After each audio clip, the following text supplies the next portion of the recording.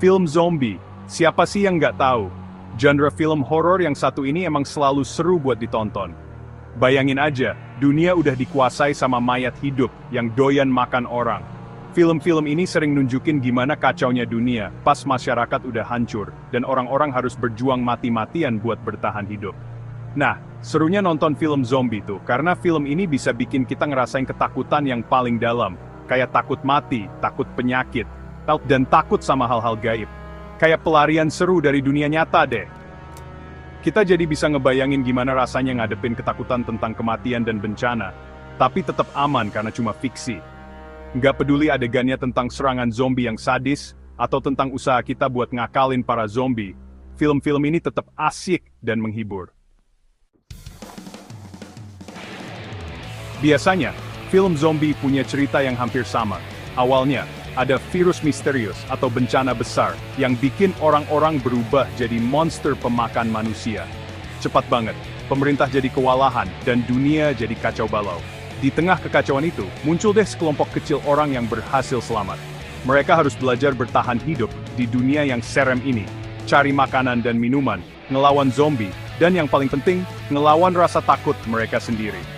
Kelompok ini biasanya nunjukin gimana sih sifat asli manusia, baik dan buruknya, saat mereka berada di situasi yang genting. Ada beberapa film zombie yang gak bakal terlupakan. Night of the Living Dead, karya George A. Romero, adalah pelopor film zombie modern, yang nunjukin kalau zombie pemakan manusia bisa jadi kritik sosial. 28 Days Later, karya Danny Boyle, bikin genre ini lebih seru, dengan zombie yang cepat dan cerita yang realistis. Shaun of the Dead, nambahin komedi ke dalam genre ini, jadi kita bisa ngakak sambil takut-takutan. Dan jangan lupa The Walking Dead, serial TV yang ceritanya lebih luas tentang bertahan hidup, membangun komunitas, dan gimana rasanya jadi manusia di dunia setelah kiamat zombie. Film zombie tetap populer sampai sekarang, karena bisa bikin kita ngerasain ketakutan dan keinginan terdalam kita. Kayak pelarian dari kenyataan gitu deh. Kita bisa ngerasain gimana rasanya takut mati, takut penyakit, dan takut sama kehancuran dunia. Tapi tetap aman karena cuma fiksi. Cerita zombie yang sederhana juga bikin film ini punya banyak kemungkinan. Jadi ceritanya selalu baru dan seru.